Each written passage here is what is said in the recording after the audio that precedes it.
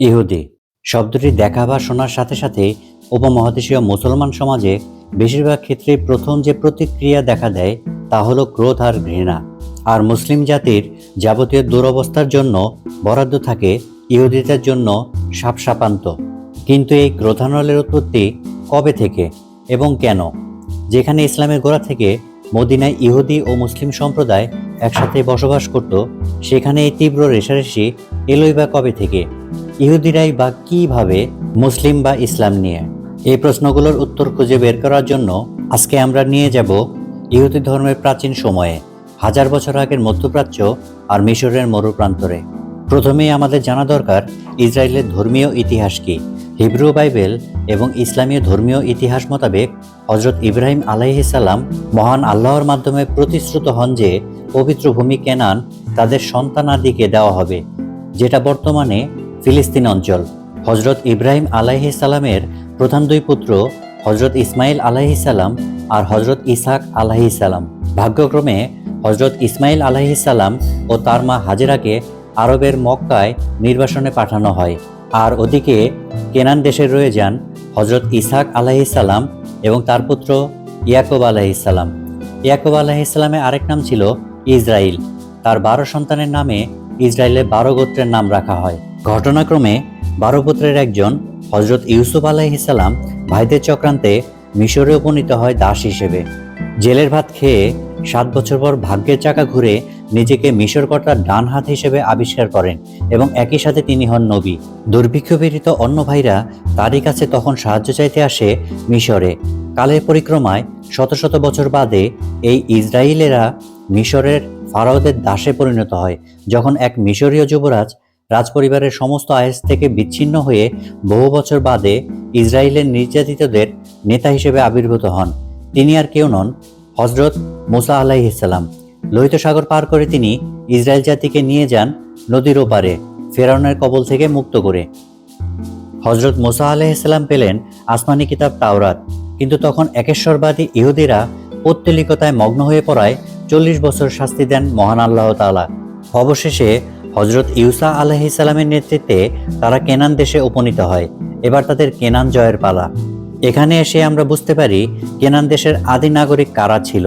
তারা আর কেউই নয়, এখন আমরা যাদের ফিলিস্তিনি বলি বলা চলে তারাই। তবে ফিলিস্তিনিরাও এখানে আসে ইসরায়েলেরা আসার কিছু আগে, খ্রিস্টপূর্ব 12 শতকে। ইসরায়েল রাষ্ট্রের প্রথম রাজা হন তালুত। হজরত দাউদ আলাইহিসসালাম তালুতের সেনাবাহিনী থেকে ফিলিস্তিনের জালুতকে পরাজিত করে কেনান দখল করেন এবং কালক্রমে তিনি ইসরায়েলের জনপ্রিয় রাজা কিং ডেভিডে পরিণত হন। তার পুত্র হজরত সুলাইমান আলাইহিসসালাম তার রাজ্যকে আরও প্রসারিত করেন। তিনি প্রতিষ্ঠা করেন টেম্পল অফ সলোমন বা বাইতুল মুকাদ্দাস। হজরত সুলাইমান আলাইহিসসালামের ওফাতের পরে ইসরায়েলে পতন শুরু হয়। পৌত্তলিকতায় ডুবে যেতে থাকে এ জাতি। শক্তিমান ব্যাবিলন রাজ্যের আক্রমণে ইসরায়েলেরা বন্দী হয়ে পড়ে। তাদের নির্বাসন শুরু হয়, আর ওদিকে ইসরায়েল রাষ্ট্র ধুলোয় মিশে যায়। কিন্তু আল্লাহর চোখের শাস্তি শেষ হলে পারস্যের রাজা সাইরাস তাদের ব্যাবিলন থেকে মুক্ত করেন। এ সময় নবী হজরত দানিয়েল আলাইহিসসালামের কীর্তি উল্লেখযোগ্য। ফিরে এসে তারা পুনরায় বানায় ধ্বংসপ্রাপ্ত বাইতুল মুকাদ্দাস। আর নবী হজরত উজাইর আলাইহিসসালাম আর নেহেমিয়া আলাইহিসসালামের নেতৃত্বে ইসরায়েল আবার ভালোর দিকে ফিরতে থাকে। তাছাড়া সাহায্য করেন হজরত হিজকিল আলাইহিসসালাম। এই ইহুদি অঞ্চল যখন রোমান সাম্রাজ্যের অধীনে, তখন জন্মগ্রহণ করেন হজরত ঈসা আলাইহিসসালাম, যিনি কিনা এই হতভাগ্য ইহুদি রাষ্ট্রকে উদ্ধার করবেন, নতুন আলোর পথ দেখাবেন। কিন্তু হজরত ঈসা আলাইহিসসালাম যখন ইহুদি ইমামদের দুর্নীতি নিয়ে কথা বলতে লাগলেন, তখন ইহুদিরা চক্রান্ত করল যেন রোমান শাসককে বুঝিয়ে তাকে ক্রুশ দিয়ে হত্যা করা যায়। কিন্তু হজরত ঈসা আলাইহিসসালামকে মহান আল্লাহ তাআলা তুলে নেন, যিনি শেষ সময় আবার ফেরত আসবেন। 611 সালে হজরত মুহাম্মদ সাল্লাল্লাহু আলাইহি সাল্লাম মিরাজে জেরুজালেম গিয়েছিলেন এবং সেই ধ্বংসপ্রাপ্ত জেরুজালেমের ওখানে সালাত আদায় করেন। 634 থেকে 636 সালে মুসলিম বাহিনী জেরুজালেম অধিকার করে নেয়। ক্রুসেডের আগ পর্যন্ত জেরুজালেম মুসলিম শাসকদের অধীনেই ছিল। আর 705 সালে বানানো হয় মসজিদুল আকসা।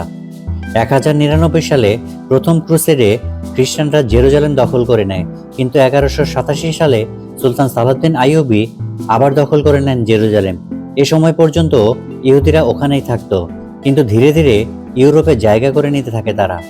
1902 সাল থেকে ইহুদিরা দলে দলে চলে আসতে থাকে ফিলিস্তিনে। তখন মুসলিম প্রধান ফিলিস্তিনে দেখা গেল জেরুজালেমের সিংহভাগই হঠাৎ করে ফিরে আসা ইহুদি। এরপর 1948 সালে গঠিত হয় ইসরায়েল রাষ্ট্র।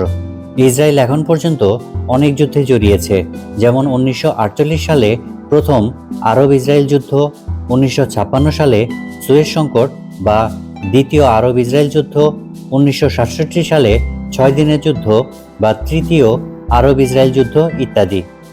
আর ওদিকে গাজা ও পশ্চিম তীরে ধীরে ধীরে জায়গা দখল বাড়ছেই, কিন্তু ফিলিস্তিনিদের কাউন্টার অ্যাটাকে তেমন কিছুই হয় না ইসরায়েলের, কারণ তাদের অসম্ভব শক্তিশালী আয়রন ডোম নামের এয়ার ডিফেন্স।